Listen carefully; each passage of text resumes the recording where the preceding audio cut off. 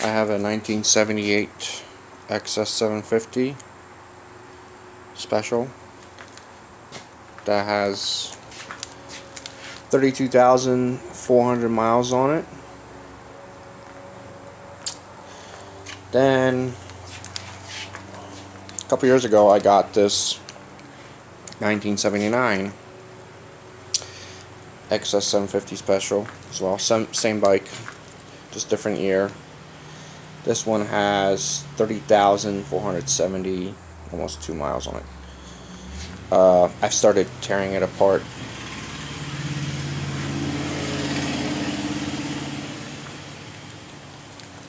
And this is where I'm at now. I checked the engine works. I had to clean the carburetors.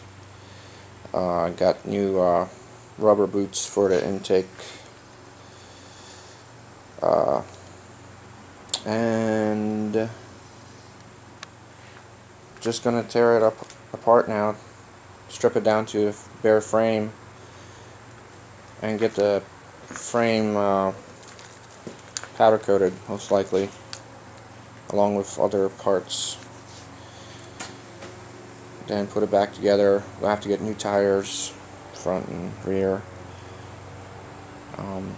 Replace a bunch of things on it. But it should be pretty fun.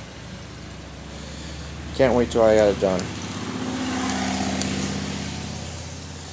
It's just gonna take a while because don't have a lot of money right now and really busy with the house and other stuff.